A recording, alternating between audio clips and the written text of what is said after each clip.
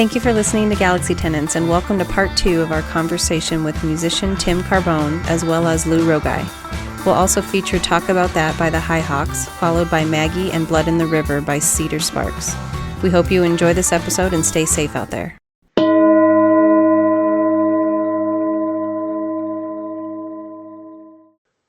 Why don't you tell me about the High Hawks? I'm fascinated by that project. I love Vince Herman. The two of you guys doing something together makes a lot of sense to me, and I'm really glad it's happening. How did that come together? Well, I got a text or an email from Chad Staley wondering if I wanted to play a gig, or the question wasn't framed like, do you want to join this band? It was more like, do you want to do these gigs? But it was a little ambiguous, so I couldn't really tell one way or the other. And I said, yeah, I can do those gigs. I'm available, because that was right when Railroad Earth was taking a break before we did, I guess, heading into the holidays. I think that those original shows were back in November. So I didn't know exactly. They sent me some of the songs that they were working on, so I listened to them, I played along with them and whatever. And then at first it seemed like, well, they want me to join this project. And I was like, yeah, man, I'm all in. This sounds great. Then it all of a sudden seemed like, oh, well, we just want you to do these gigs, or like some of the guys were like, we just thought you were doing these gigs. And I'm like, well, no, if I'm going to do this, let's just do it. I have some songs. I had at least one what I thought was a really good song that my buddy Tad Wisen and I had recently written that would fit the project. And I had a song that I know Vince really loves that I've done with Leftover Salmon that I wrote like 2 or 3 lifetimes ago during the Reagan administration, if you can believe that, and was never recorded. And I said we could do those two, and I have do a cover or whatever, So I went out to Vince's house to do the initial rehearsals to do these gigs out in Colorado, and we set up in his living room up in the high country there. I don't know where the hell he lives. It's like outside of Neverland or something like this. It's like that place where you can't breathe. You're up at like 10, 12,000 feet. Yeah. And it was great. The rehearsals were fantastic, and everything just sort of gelled together. And the songs wound up being great. I mean, everybody brought like great songs, and they were all originals. I mean, it was enough for the most part. Like we filled it in with a couple of. I brought a cover that I've been playing of a Woody Guthrie tune that was on the that record, New Multitudes. So what's that guy's name? Ansley Parker, I think his name is one of the guys that was in there with Jimmy James and the dude from Sunvolt. Good record. I don't know if you ever heard that. I haven't. I'll check that out. Yeah, it's an excellent record where they did like what Wilco did with the what was the name of that record? They did 2 in there. Oh, Mermaid Avenue. Did you ever hear that Wilco thing, Mermaid Avenue? They got Woody's daughter, who has control of the archives, got them together and gave them like lyrics that had not been put to music. Wow. Wilco and Billy Bragg got together. Woody's daughter Nora put them together, and then they got to choose from a bunch of stuff. Then apparently there's like filing cabinets full of Woody Guthrie lyrics. I mean, he was super prolific, but never got around to writing music to a lot of them. So they did that, and so this was another kind of the deal where Nora gave these guys these lyrics, and one of the songs was written by I wish I could remember his name.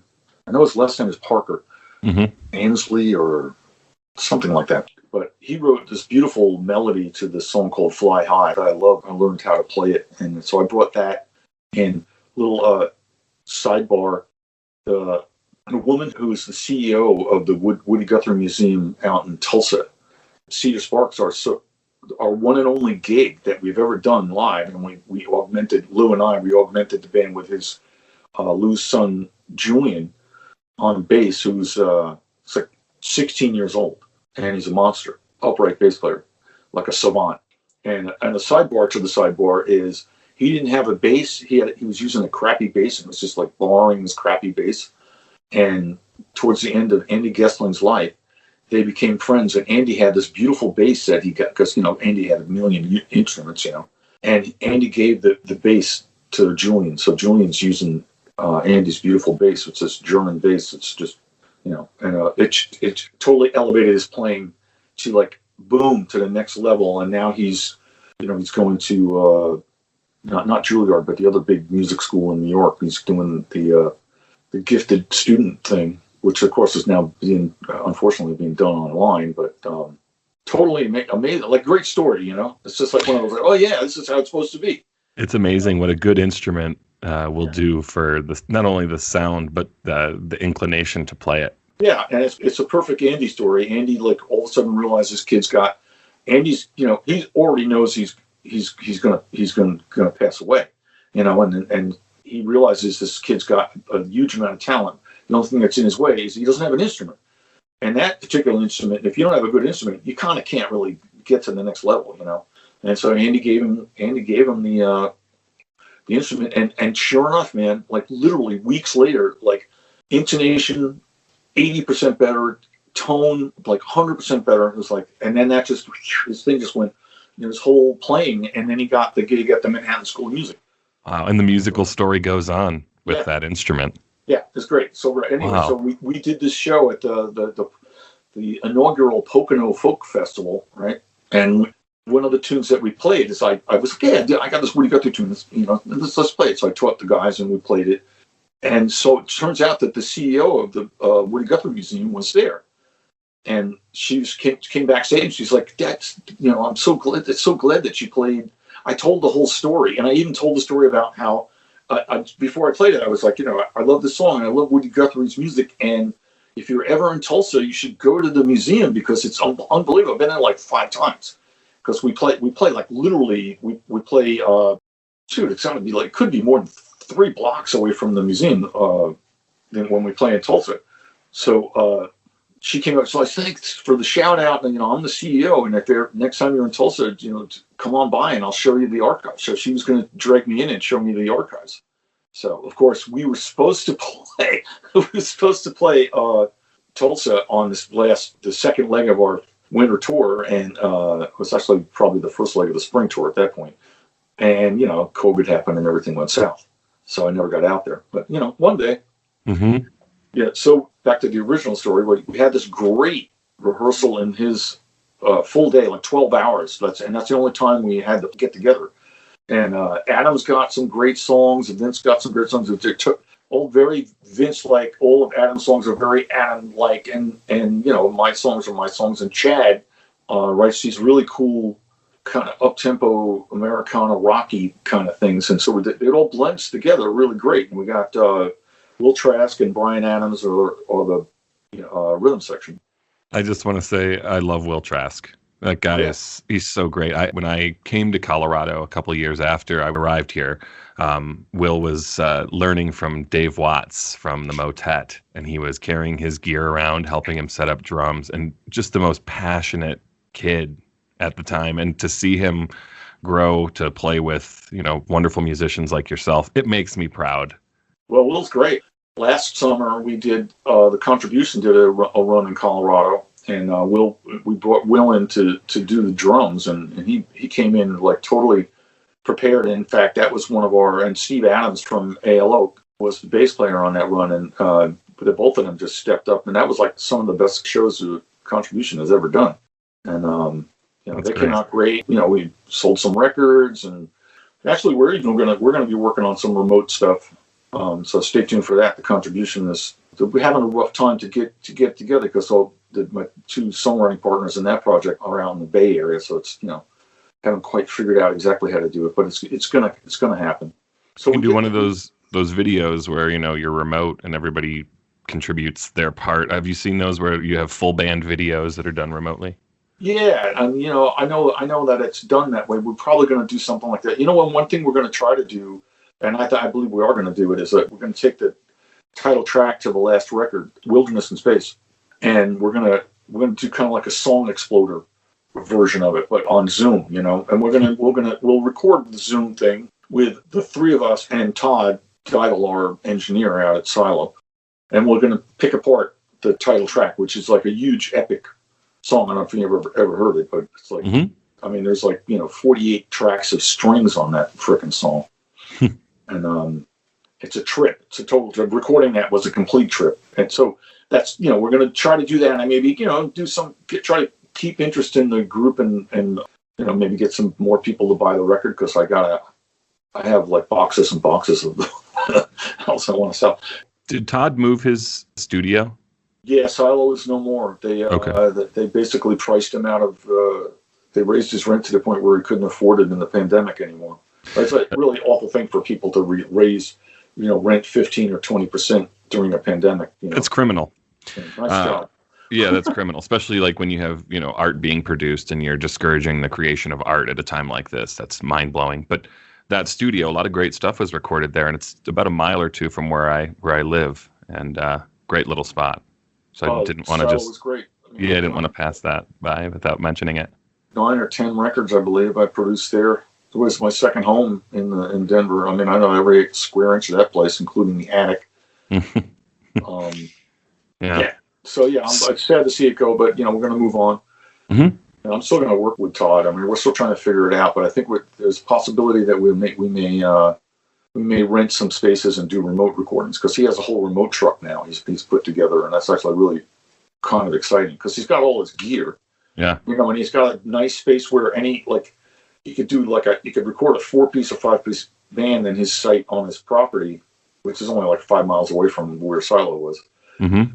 But more than that, he's got this remote truck that we can just pull up in front of anywhere and bring in like the good mics and preamps that he's got everything in there, and then record, as long as the space is usable for what we need, Have you ever been to Mountain Star Studios up in Blackhawk? I've been there. I've seen pictures. I've been told about it.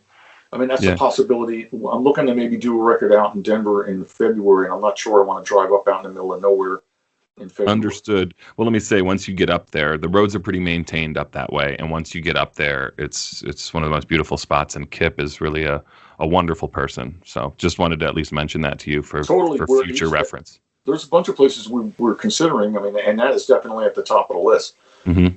The Oriental Theater, which is dark now, which could use a little infuse. And I know that they've done some work on that place, and I always liked it, even when it was kind of a faded glory.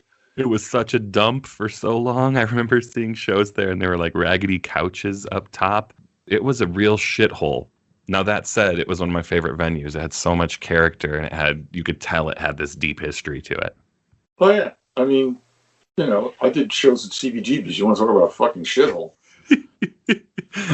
That's the shithole of the universe. Or what's the other place? Emos. The original Emos in Austin, Texas. Holy shit! I mean, I had to do number 2 so bad, and I went in that bathroom and I just looked at it and was like, nah. Thing of nightmares, yeah. Not a way. It's not a chance. no way. I'm going to go out. I'll go out in the street. I'll use the alley. Yeah. No, they're not going there. So, yeah. So we're working on the play. Swallow Hill has been suggested, and well, I'm trying to keep in the Denver area. That's the other thing. I mean, Mountain Star is definitely, we would totally go up there because that's the one place was like, oh yeah, place has got a vibe and it's out, it's remote, and and it already has a great reputation. Mm-hmm. I just wanted to put it on your radar if it wasn't. Yeah. Yeah. So after those High Hawks gigs in Colorado, was it pretty much from that point you knew that this was going to be a thing and you were going to tour on it? Yeah, well, it even kind of happened before then. I sort of made my case that I don't know that they were completely aware that I wanted to be like a member. I think their original plan was to bring in guys to be soloist and, juice up the show whenever they did live stuff, and it wasn't. But I was like, I want to be, bring some songs and be part of it, So maybe they were hesitant just because they know that you have stuff going on, and it wasn't like, maybe they didn't think they could have you on full time. Unless none of those guys have got stuff going on. That's fair. I mean, Chad plays with the hardworking Americans. I mean, none of us are really playing right now. Mm-hmm. Adams with the Horseshoes and Hand Grenades, and they have a new record out right now. But so we just, we did the shows in Colorado, and then they were great. And then we did shows out in the Midwest, in Wisconsin and Illinois, and the one show on a riverboat in Iowa, man, was insane. And That's awesome. And then we went in the studio and made a record back in January. And we recorded like 14 songs or something, including the song that's on the John Hartford tribute record, which I would just like to say was absolutely Grammy worthy. And the John Hartford record that came out the same day with just his, unpublished fiddle tunes, right? With this girl, I can't remember the gal's name, but they were sanctioned by the Hartford family. We were sanctioned by the Hartford family. We submitted for a Grammy, and that record crushes. To take anything away from the fiddle album, or whatever. But, we didn't even get, they got the Grammy and we didn't even get a nomination, The Grammy seems like a weird thing to me, man. It's kind of like more of like a popularity thing. Well, maybe. I mean, in that category, not so much. It's not about sales and it's not about, because nobody's buying that shit anyway. So. I'm just skeptical of the Grammys when you see who's winning a lot of that stuff and a lot of the stuff that gets overlooked. You gotta just kind of go, what the fuck is going on here? Yeah, well, every once in a while, my wife insists to watch it, so being a good husband, I watch it with her. Sure. And there's always at least one or two like phenomenal performances on there. Anyway, there was this great soul tune, "The Three of Me." Did you ever hear that tune? I don't think so. And the guy that wrote it, William Bell. Dude, go to Spotify and listen to "The Three of Me" by William Bell. This is what blew me away about the Grammys, because I didn't hear anything about it. I heard that song came up in my Discover Weekly playlist out of the blue, and I was like, William Bell, I know that guy, I know that name. And I was like, wait a minute, that's the guy that wrote "Born Under a Bad Sign." Born Under a Bad Sign. Yeah, I'll check that out. I'm always looking for new stuff. It's like the perfect R&B tune ever. Yeah, he wrote songs for everybody. He wrote songs for Otis Redding and Born Under a Bad Sign and "To Be a Lover" and Any Other Way. I mean, he had like a bunch of hits, and he was on. He recorded for Stax Records back in the '60s. So all of a sudden, this tune comes on, and I'm like, "Oh, this is great! I love this song." I couldn't stop listening to it, man. It's just great. It's so perfectly recorded, and his voice is just insane. And the lyrics are just like, man, the dude just like got inside my head and figured me out and wrote a song about it. And so I'm watching the freaking Grammys, right? The year that record came out, and then all of a sudden, and now, ladies and gentlemen, here's William Bell doing his new song, and there's William Bell singing "The Three of Me" on the Grammys, and I'm like, all right, I, mad respect for at least that. They get it right sometimes. Yeah, they totally get it right. At least once every show, they go like, oh, boom, nailed it. So anyway, so so we made this record, and it was great, super great. We made it at Silo, and it was just a super great experience making it. And Adam and Vince are perfect together, man. I mean, Adam is kind of like a mini Vince, Adam is like, he's sort of like the Forest Gnome version of Vince. He's just so organic and grounded, but also like he's been touched by the fairies. You know what I mean? That kind of. What a beautiful description. Yeah, and it's great. It's super fucking great to work with all of those guys. And Chad, Chad's my partner in Low High Records, so obviously I talk to Chad every week. And obviously working with Will, we would call him Goodwill. Yeah, he's great. I love that guy. So Vince has this great song on the record called "Talk About That," and it kind of sums up everything, like what's going on politically in the country, and like what we need to fix and what we need to talk about. I want to talk about that. That's what I want to talk about. I want to talk about that. I want to talk about that.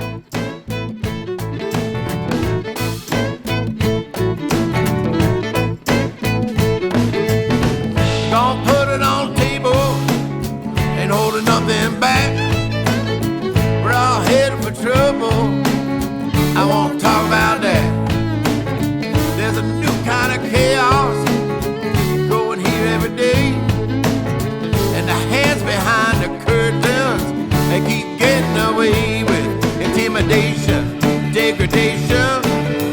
Tell me who owns the facts? Logarithms are promoting schism. I want to talk about that.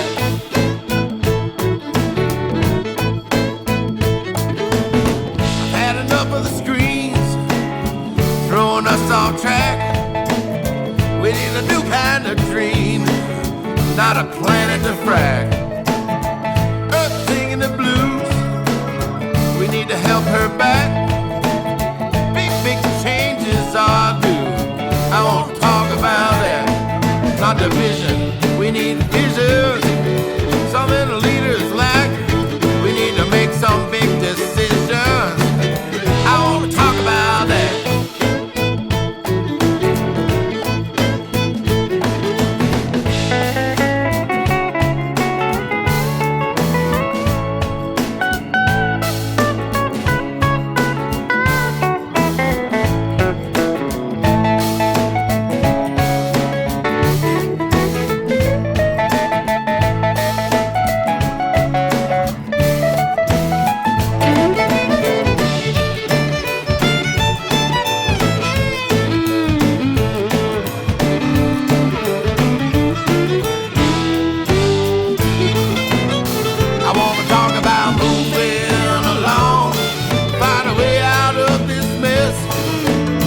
Why it takes so long, I can only guess. We're gonna put it on the table, ain't holding nothing back. We're all headed for trouble. I wanna talk about that. I wanna talk about it. I wanna talk about it. I wanna talk about that. I wanna talk about it. I wanna talk about it. I wanna talk about that.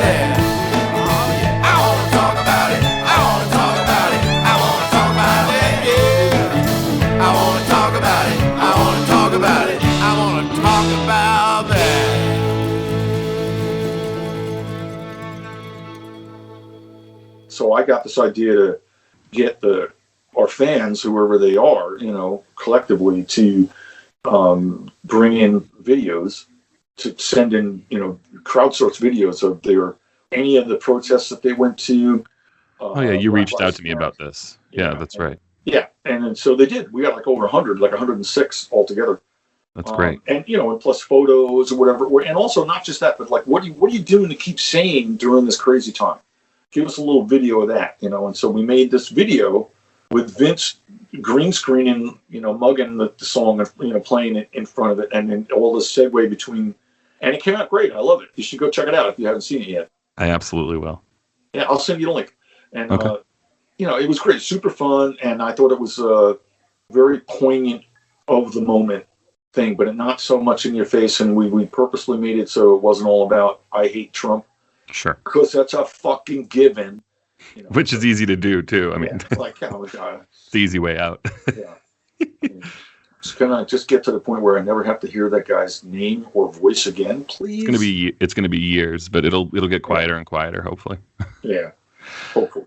I gotta say, so, I'm happy to live in a world and at a time where Vince Herman exists. That makes me happy. Too, man.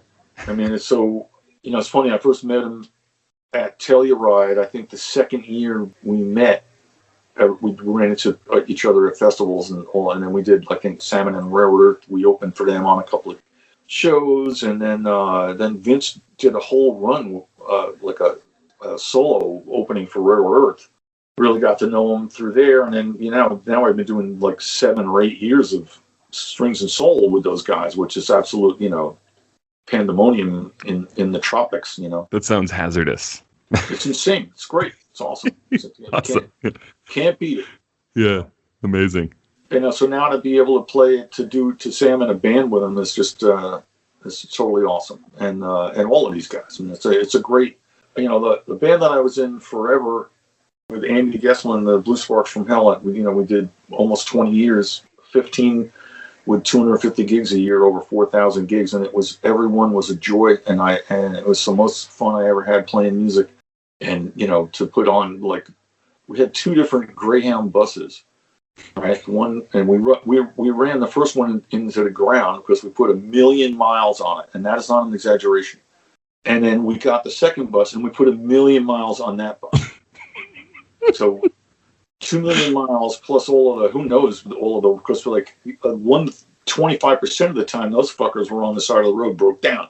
So now we're in rental vans, so But throughout all that time, I had the time of my life. It was I thought that's what it was like to be in a band, to be in like a band of brothers and be having a blast the whole time. Little did I know that's not the average band. Like, because most of the times you're in you just never know who you're going to get to work with. So. Mm-hmm. It's what they say, the old joke about, like, what's the difference between a moose and an R&B band? Well, with a moose, the horns are in the front and the asshole's in the back. I like that. So there you go. So, That's but great. The point is that the Hi-Hawks is the most fun I've had playing in a band since the Blue Sparks from Hell, as far as flat out joy of being in each other's company and creating music together in an even flow. Everything just seems to come out effortlessly, and everybody has a great, they're hilarious. Every one of them are just a bunch of freaking nut jobs. It's like as soon as you join that band, I'm like, kidnapped by the Fabulous Furry Freak Brothers or something. That sounds fun. Yeah, it's totally fun, and it's super creative, and we're loving it. Great. Should we bring Lou into the conversation? Let's bring Lou in. There he is. Hello, Lou. Hi. It's nice to meet you. Nice to meet you too, Justin. Tim speaks very highly of you. So, Lou Rogai here, this fellow over here with the slightly unkempt hair and beard, is a good friend of mine, currently one of my best friends. And before I met Lou, I heard his music first in a local record store. And I was like, what the hell is that? That's awesome. And my buddy Tom, who owns the place, was like, oh, that's Lewis and Clarke. That's Lou Rogai. Don't you know Lou? I'm like, no, I don't know Lou. And then eventually, Lou, help me out. How did we actually meet in person the first time? It might have been through Don Sternecker, who I think he has the studio in Delaware Water Gap. Yeah, I got my studio going on the third floor of this old hotel called the Castle Inn, built in 1906, and then pretty shortly afterwards, a partner, a recording engineer and a studio owner, had to move out of his space. Someone that I made a bunch of records with, Don Sternecker, moved his Mixolydian studio onto the same floor, and then Lou showed up, and then I was like, oh yeah, I know you. You're that dude from Lewis and Clarke. Yeah. And then we had a show at the museum here, and we were short a mic, and our first real exchange was you lending me a 57 and coming to that show. And I was like, all right, I'll waive your admission since you're lending. Like, oh, and I didn't realize that you were part of Railroad Earth, because I had listened to Railroad Earth and have known about Railroad Earth for a long time. So then that's when we put the connection together. I think I did sound for that show too. Probably. Yeah, I think I went and looked. Sounds like something that you would do. That sounds better. Lou, what's your background? Oh, well, I'm a Libra. My ancestors came from Italy via Ellis Island. Mine too. I just always have played music since I was a small child and loved music. It's part of my life. That's what's bringing us all here together, and probably the people listening to the podcast. Mm-hmm. Tell me about your main project. Is it Lewis and Clarke? Yeah, that's something that I've been doing since about 2003, and recording albums. Early on, I did a lot of touring, and then past 15 years, I've mostly been staying home and taking care of the family and stuff, but still continuing to write, produce, compose, stuff like that. And that led to Tim and I working together. Tell me a little bit about the project that you guys are involved in at current. Well, Lou and I started kind of jamming together in my studio space. Lou actually now has a space on the same floor. We've taken over the entire third floor with musical creatives, which is actually great, because at this point, the building, most of everybody else is bailed out because of the pandemic. So if it wasn't for all the musicians on the third floor still paying rent, I don't know what the hell would happen. But we started, playing, and this dude here is one of the guys on the planet that, like, when he picks up a guitar and starts playing, like, a song pops out. It just goes, What the fuck happened? Oh, it's a song. This guy here is one of the people on the planet who can harness those kinds of things and mold them into listenable things with good features. And So then we have a good match. Oh yeah, totally great match. And then we started just writing stuff, and I kind of, this single that we released, this double, I'm going to call it a double A side, because it both, you know, it's hard to say what's an A or what's a B. And anyway, it's not really a physical single anyway, but we're calling it a single, a 7-inch. It's based upon a true story of like a murder that happened in, what was it, 1833? Yeah. And down on the Delaware River. So it's a Delaware River murder legend, actually. This guy murdered his wife, and his name is Charles Getter. And I knew this story because I had on my radio. I used to have a radio show I did for 12 years, and I had the author on, this guy Frank Dale, who is a historian actually, and wrote books all about the local history. And one of the stories he wrote about was this guy Charles Getter, and it was fascinating. And I always wanted to write a story about it. And Lou was is like, fuck yeah, let's do that. So we started telling each other the story as we were spinning out ideas, and he's playing melodies, and I'm adding this, and then it all became just like a thing. And they all searched the archives for it. Yeah. Oh yeah. We searched the archives about it, and then we started writing the song in a narrative form as if it was a story, and using language that was kind of period specific a little bit. And, that's really awesome. Oh, dude, it is great. And then we talked about doing a video, started messing with it, and it was going to be like a charcoal animation, and we just couldn't. We kind of abandoned that because it was, we couldn't find the right artist, and it was getting to be too expensive, and we just we'll just let's shelve that. And then Lou came up with a whole other idea. Well, we finally got around to releasing this 7-inch, and we wanted to have a video, and the test footage that we shot looked so cool. It was shot with the purpose to have animation references that we were to give to an animator to create charcoal sketches of us. And since it's kind of a macabre story, we were going to have like dark crows and skulls and graves and all types of cool stuff like that. And it turned out that it kind of looked like some kind of French noir film or something, the way the shadows looked. So we decided to just go ahead and shoot a little bit more footage in the pandemic, which we did quite safely, I might say, and with distance, and came up with some really cool stuff. I'm super proud of it. Once I saw it, I was like, oh my God, man, that looks great. It really does. And our buddy Dan Papa is a really good videographer. He filmed it with a Holga lens. You familiar with Holga lens? I am not. Okay, so what it is kind of like it's the precursor to the plastic camera, essentially. So the lens kind of it adds sort of an impressionistic feel to it. Yeah. Kind of a smeary, like dreamy look. So even the stuff of us, he did a great job choosing the best stuff that we filmed, because some of it was and including it in the video. And so even though the other stuff we filmed like a couple of years ago of us, but the new stuff we filmed, it just fit perfectly because he used the same lens and he had the same eye for editing and put it all together. It's fascinating how it came out. It was hard to tell the narrative story of Charles Getter because this guy was like, first of all, a psychopath. He murdered his wife. We added a few liberties like, well, she probably was pregnant. Let's make her, she should be pregnant. And we wanted to be respectful about it because these are real people that want to haunt us for misrepresenting them. So we added these little details, and it is a fact that he insisted on wearing a white suit to his execution. And rather than being taken there by horse and carriage, he insisted on walking 2 miles from the center of town to the gallows, which was on this island in the Delaware River. And he was kind of a glib character. Go ahead, Tim. Yeah.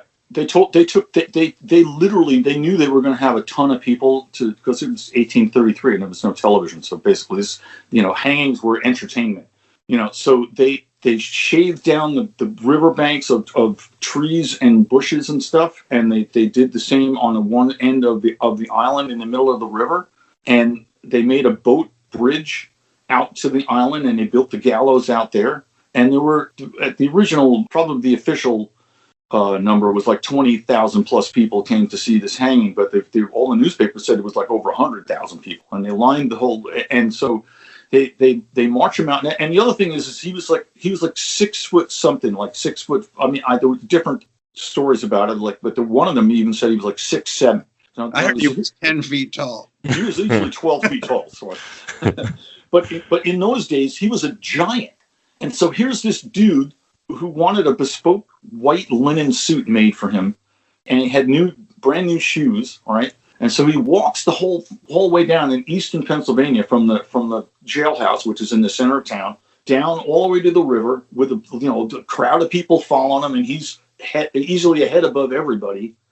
And down across, he takes his shoes off and rolls up his pants to go across the boat bridge so he wouldn't mess up his shoes with water. And this stuff is all detailed in like official Harvard Law archive. Yeah. And they used this technique of hanging him instead of a gallows with a trapdoor. And when you drop, they had a counterweight where the sheriff had an axe and it was like a 300-pound weight that was tied down, and he boom and cut the thing, and the weight would go flying up in the air or come flying down come flying down. And he would jerked up into the air, and the first time through, the rope broke. And he fell down and hurt his shoulder. And what did he say, Lou? I forget what he said. He said, it's reported that he said, and this is according to the archives, he said, well, that was good for nothing. And the second time was a charm. So we had to try to figure out how to get inside this character's head and write from his perspective. And we decided to create this really full of himself, overconfident psycho who thought somehow by ending Maggie's life that he was setting them free forever. So his language pertains to the kind of twisted, weird sense that he's a hero to himself, total psycho, and that he was somehow setting them and their unborn child free. And this is really twisted, sick stuff, but there's a history of this. If you listen to the recent Dolly Parton podcast, she's talking about growing up listening to these like cryptic, macabre songs that actually also have to do with hangings and stuff like that. She mentions that songwriters used to attend executions, write songs about them, and then travel around as a bard. This is in like early Appalachia. Oh yeah, the classic song is Knoxville Girl. You ever hear That's that it. That's what she was talking about. Go down, dear Knoxville girl, because he knocks her on the head. It's kind of the same thing, and he drowns her, and they're all kind of related in this weird, twisted way. There's a lot of that in bluegrass too. Like I think of like Eli Renfro. 100%. Totally right. Eli Renfro is a lot of murder ballads. Yeah, and these are not nice situations and not nice people, and we're not trying to deify or glorify that. We're trying to draw attention to the strange, weird tradition of the murder ballad, and be thankful there's not that obsession with it right now. We decided that it had to be accompanied with, as we went further into it, we started exploring like what about the woman, like what was her deal and how did that all go down. So the first A side, a song called Maggie, because her name was Margaret, and also her middle name was Rebecca or something. So we just went with Maggie because it sang better. Yeah. And so the story is, the first song is sort of a love letter from Charles to Maggie, and about how they were going to marry, and they would be the A side of the single has these red flag allusions to what will happen. Yeah, like he's coming on a little bit too strong, and there's a few things like professing his love. He's overreaching his own intellect. He's trying to be a little too flowery in his language. And, he's saying, with your father's permission, we'll do this. Then he alludes to, we're going to be together for eternity. And that's when it gets a little bit weird. And even when we were writing it, like, we were getting goosebumps thinking about this stuff.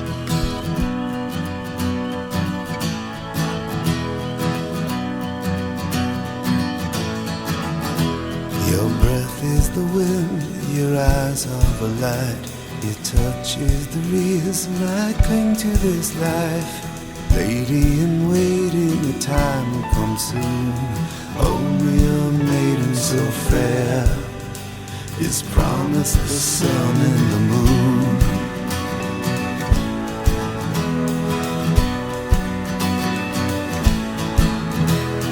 Delicate fingers, stems of a rose, a crown or a halo of golden primrose.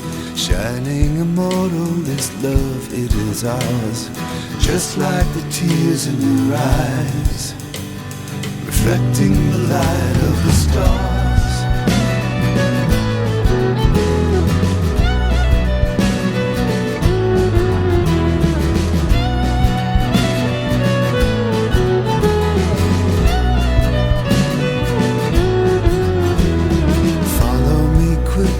Before they awake, your father's permission, a promise we make. Forever bonded in spirit and flesh, I take you for my wife, in this life and the next.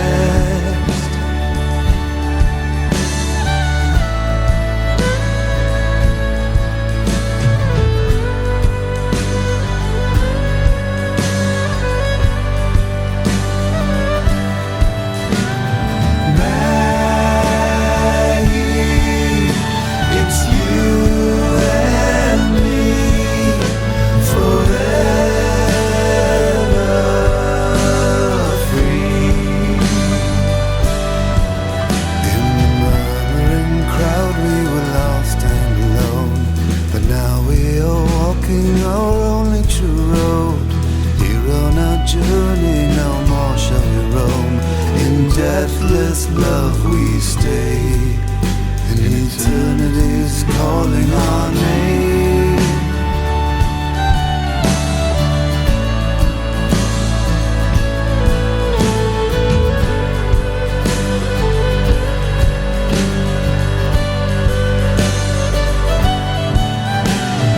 Maggie, it's you.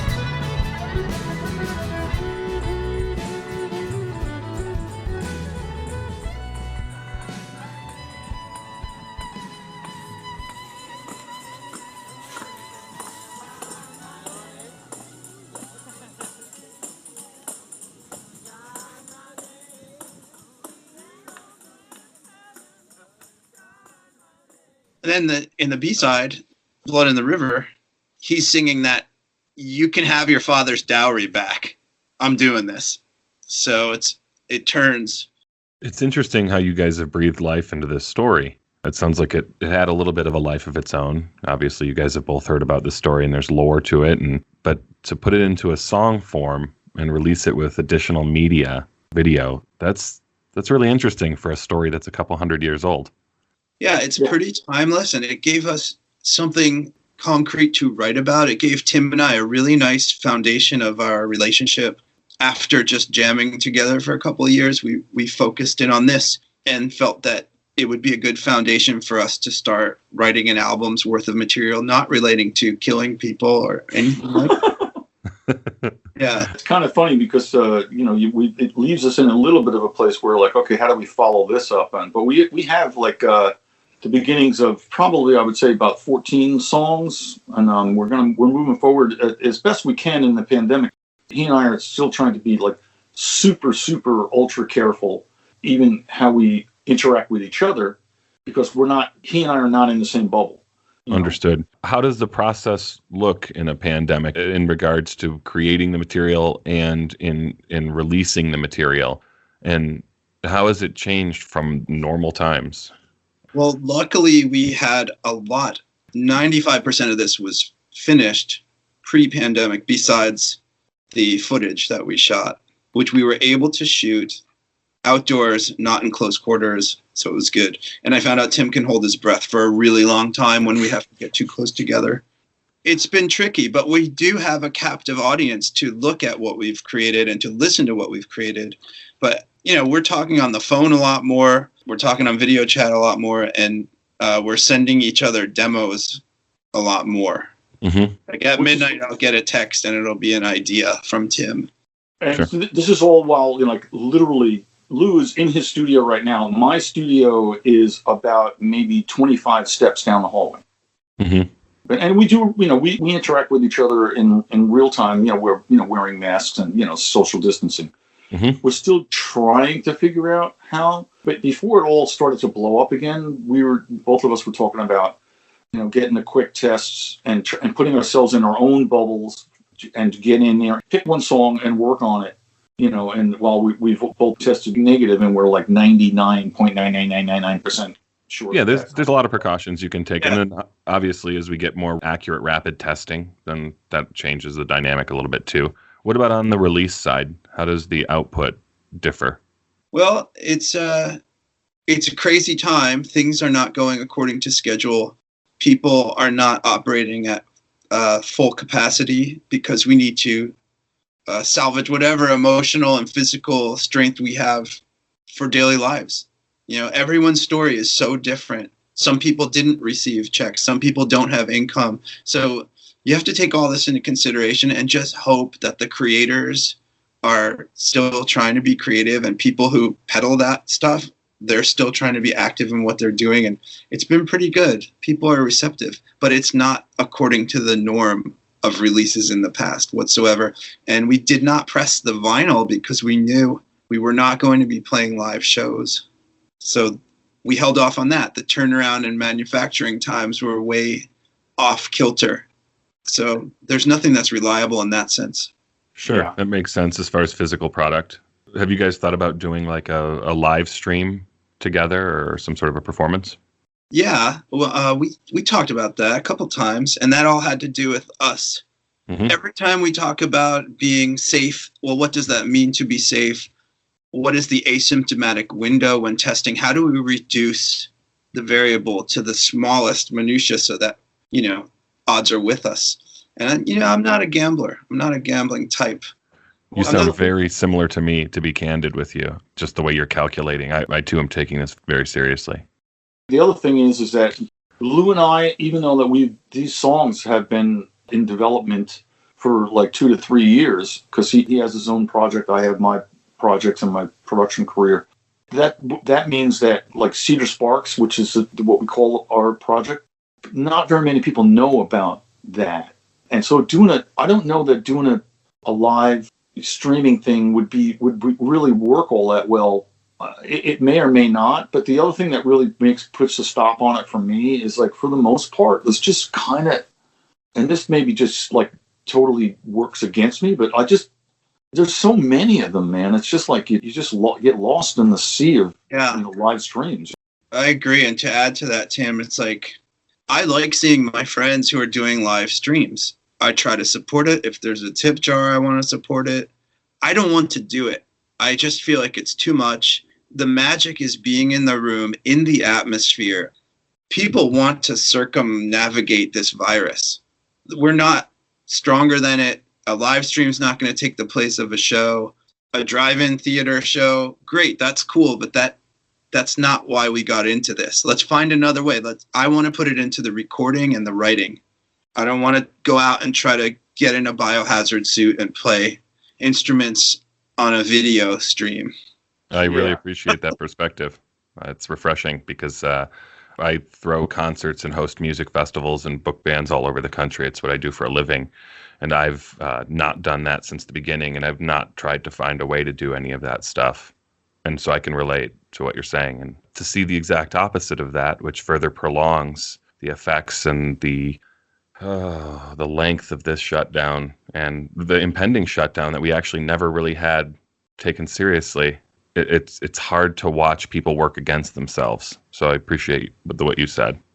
Yeah, we talk about this a lot, and we seem to share that philosophy. What does the word freedom mean? And what's the perception of freedom? And it all boils down to Bill Hicks. Anyone can Google that guy. But we're happy doing what we're doing and connecting with people who feel this way. And so we put that effort into tidying up our recording, releasing it, trying to make the best kind of visual representations. We worked with an extremely talented illustrator named Dylan Garrett Smith. He did the A-side and B-side artwork. And we just were back and forth with him for weeks about minutia and details of the rope and the hatchet, because we cannot necessarily film a crew of people, a crowd, a man being hanged at the gallows. So we have to come up with metaphors and subtleties. And so that's a whole different creative path to share with people, rather than us trying to get people close together and hopefully not putting them in danger. We just figure let's do something different rather than show us playing instruments. Yeah.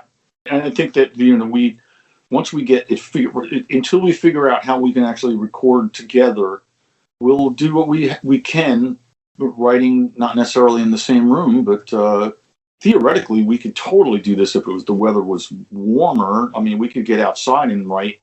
Yeah. But it's getting pretty cold here, and it's windy and kind of nasty because that's what happens here on the East Coast. And, you're in Denver, so you know.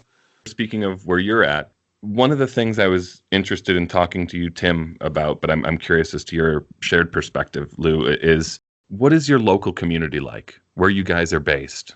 We're super lucky where we live in the Delaware Water Gap. I live in Shawnee on the Delaware, which is essentially the next town upstream from the Delaware Water Gap. And the Delaware Water Gap is the home to a jazz scene, a jazz community that's been here since the 50s or even the 40s or actually late 30s. There's a jazz club that's essentially the centerpiece of the town called the Deerhead Inn. A lot of actually quite famous jazz people made it their home. Phil Woods lived here and played here all the time. Irby Green, the pretty famous trombone player. Al Kahn, one of the great alto sax players. George Young. You know Bob Duro? 3 is the magic number. Have you ever heard that tune? Oh, yeah. That's Bob Duro. Oh, awesome. I love jazz music, too. That's really cool to hear that's a part of your community. Yeah. Jazz is my favorite genre. I actually do a weekly jazz show on a Burning Man station. Keith Jarrett is another local. Wow. Yeah. Powerhouse. Sad to hear what's happening with Keith Jarrett. He's sick. He's sick right now. George Young, who led the Reed section and was the band leader of the Saturday Night. Well, he kind of co-led it with G.E. Smith, but the Saturday Night Live band, that guy that played the iconic howling saxophone, that's the intro of that's George Young. He was a low, and G.E. Smith is literally grew up in Strasbourg. He's from here, and he comes back every now and again and hangs out with the old school crew. We're hoping to have our good friend Lenny Kay from the Patti Smith group, who is also one of our neighbors, so we hang out and. Well, when we were able to hang out, we would play music together and collaborate. We're hoping to have him produce our next record, but we're going to see how that all works out because we just don't really know none of us know how this is all going to. I don't know how this all is going to work out. But what's interesting here is that we're a hot spot because we are a commuter location, being like an hour and 20 minutes to Manhattan. So there's a lot of people who do that commute And it's kind of not unlike what happened on the Front Range, how over the years, Colorado Springs and Boulder have now morphed and connected, it seems. It's not so evident population or construction-wise, but that it really connected New York to the Poconos in a similar way. Sure. So you have that kind of influx in and out, and it created a COVID hotspot here in the Poconos because of the commute. Yeah. We were in single digits for a really good long time. Most of a good portion of the summer, like it came down out of the spring, and we were like, as far as infections, we were in single digits in this county, and not anymore. That seems to be the story all across the country. Going back to your community, what are the people like? It's all music based in Water Gap, I'd say, and I mean, even the church, the Presbyterian Church of the Mountain. It's a hiker hostel because we're on the Appalachian Trail. So you have this hiking culture mixed with the jazz culture. I think I'm the only recording studio that is literally on the Appalachian Trail. Wow. I want to do that trail sometime. Yeah. It's take you 6 months if you're in good shape. I'm not, so maybe a year, but I think that would be delightful. I have nothing else going on. What do they call the people that do stretches of it, not the whole thing? Through hiker.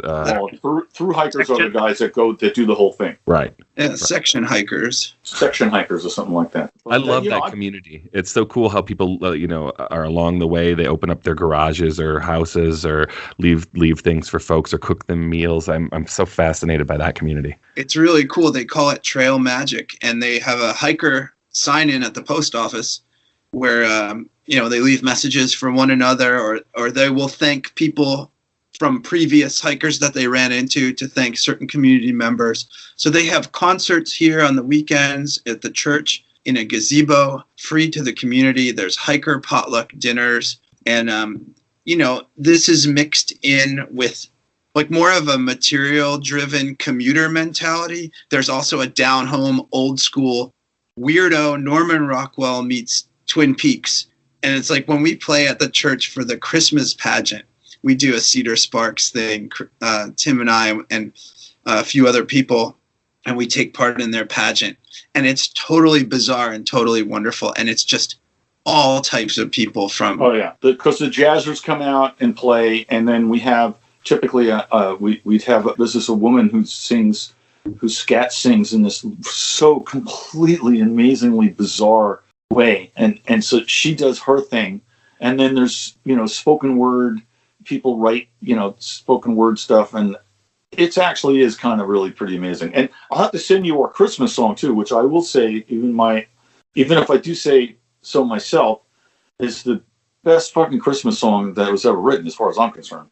Yeah, I'll second that. Great, I would love to hear that. Our community definitely is unique, and Delaware Water Gap is like the last stronghold of the old school Poconos, as you see everywhere around the country as things get more and more homogenized. And we're holding on the best we can, It was a former resort community that became a bedroom community, and that's why there's so many jazzers here. They all moved out in the 50s because they had gigs every night until the mid-late 80s. Then all the resorts closed down. These are like the old school Pocono resorts that you hear or read about. Right. And that's how this place became seeded with that kind of people. I'd very much like to spend some time there. It sounds fascinating. Yeah, that's what made us stay here, isn't it? Right? When we talk 100%. And then, there's still good places to fish around here. And then the Delaware is I've been advocating for the Delaware River for a vast majority of my life. I love the Delaware. And it's a beautiful river, and it's it's filled with history. And we wrote a song that included some of that history. So it's very cool. As a child, I used to raft the Delaware every summer. Oh, nice. Yeah, Upper Delaware. Do you remember where? I don't. It was New York near the border of Pennsylvania, and upper. But yeah, so wherever that might be, I don't really know. But what I remember very fondly is just how wide the river was and slow moving it was, and so non-threatening and so tranquil. It's a beautiful waterway. It's pristine. Yeah, it's pristine now. I mean, they were going to, after the huge flood in 1956 that killed like 600 people and destroyed town after town, and all of those There's like 3 or 4 or 2 or 3 beautiful, long covered bridges that cross the Delaware, and they were all lost in that one flood. One went, and that one took the next one, and that one took the next one. Oh. But then the Army Corps of Engineers wanted to dam the Delaware from Tox Island all the way up. It's going to be 45 miles long and over 2.5 miles wide.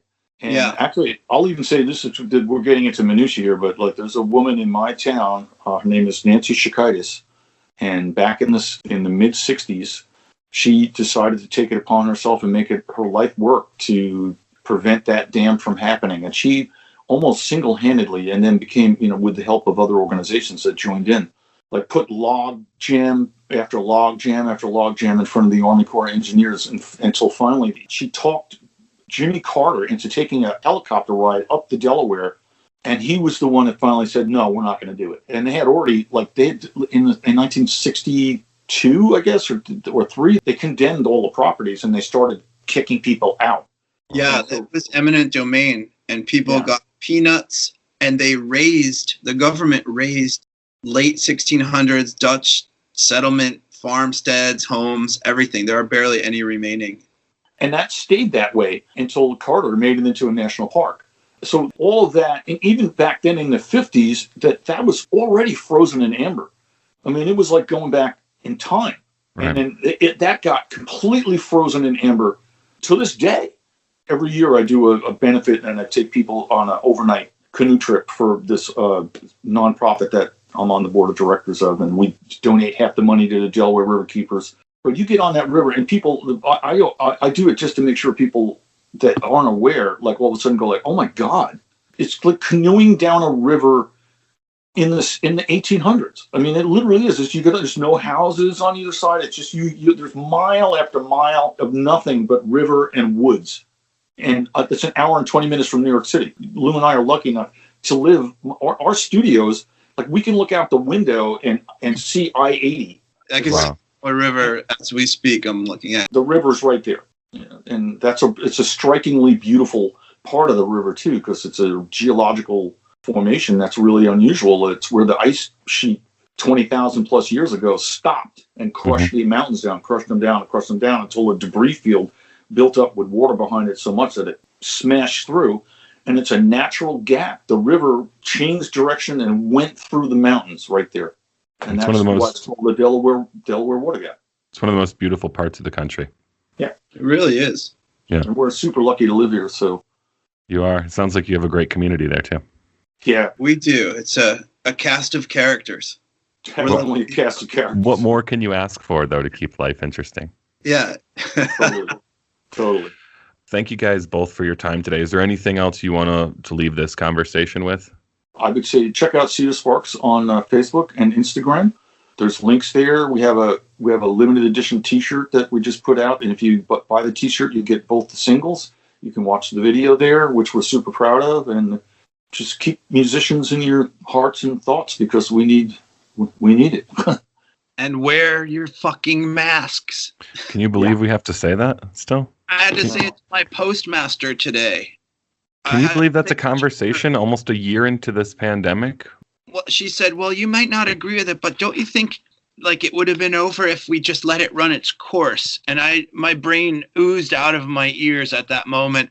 And I walked home and I said, I just have to not engage. Those people don't understand what herd immunity looks like, and if they've obviously not crunched the numbers on the case fatality rate.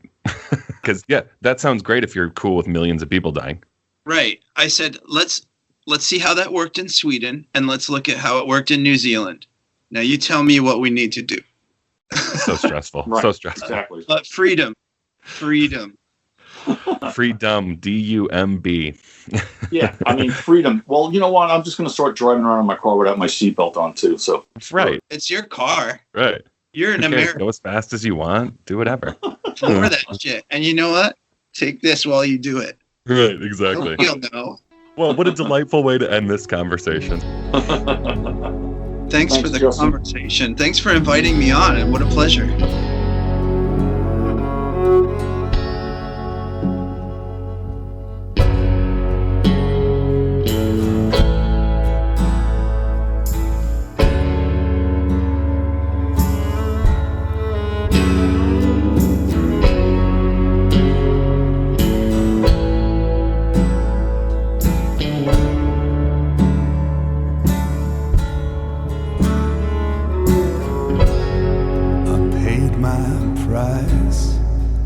without a sound.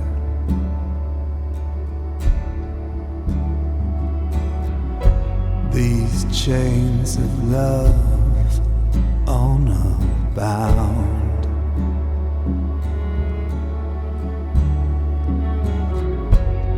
You know these vows won't reconcile.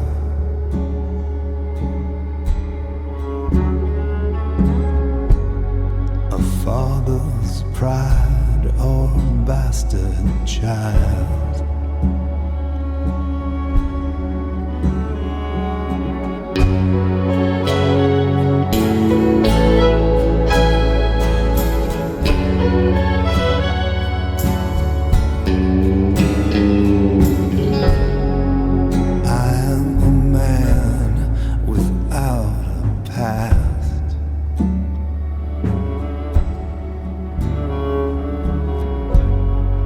Just for you, I remove the mask.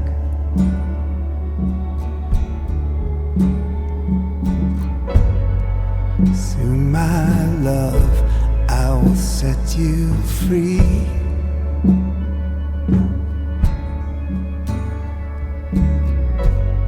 Forever hold our mystery.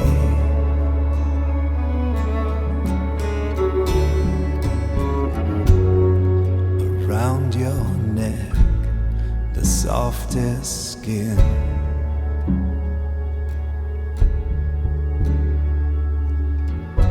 My gift of peace shall be my sin.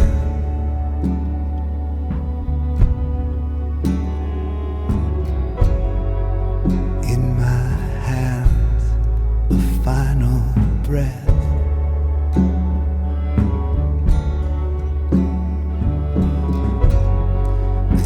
Fall silent in your Sunday dress.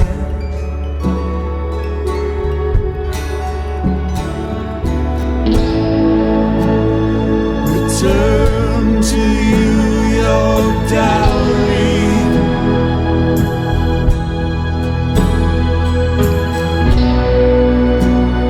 A child within your bones.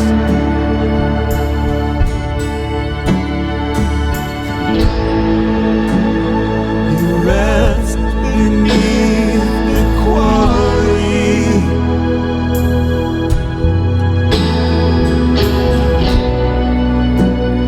You sleep amongst the stones.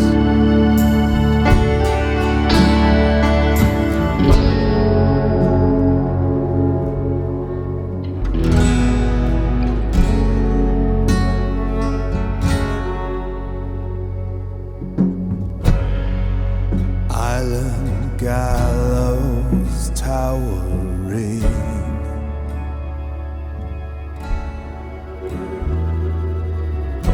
Bloodthirsty thousands gathering.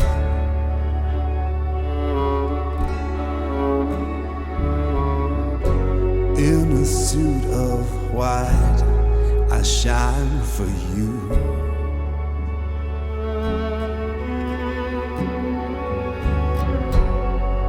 Above the water, skies of blue.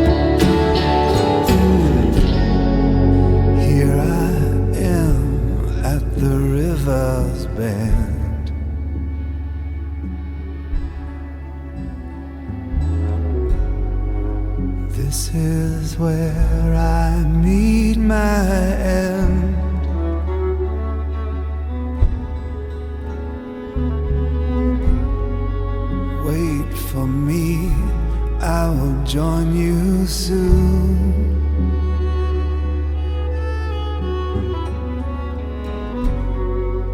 On the rise of the black moon.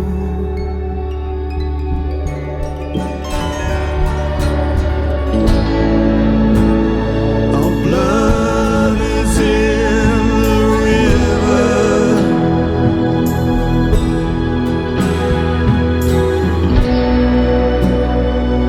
It washes me away.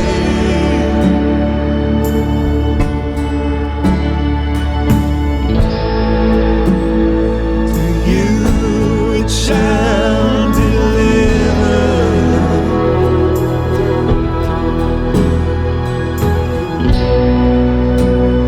as we return to clay.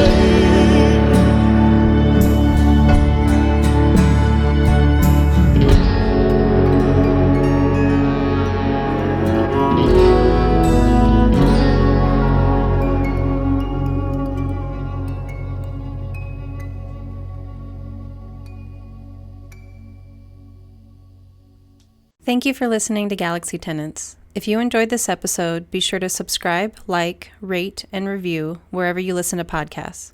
For early access to episodes and exclusive content, check us out on Patreon. Also, if you'd like to communicate with us, send an email to galaxytenants@gmail.com or leave a voicemail on the Galaxy Tenants hotline at 303-550-2065.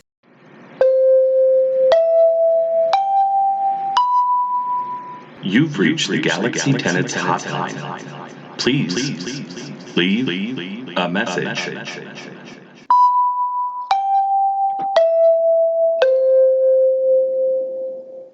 Hey, Spukes, if Jay would have texted me, I would have definitely come up front and let you in with your ski gear and all.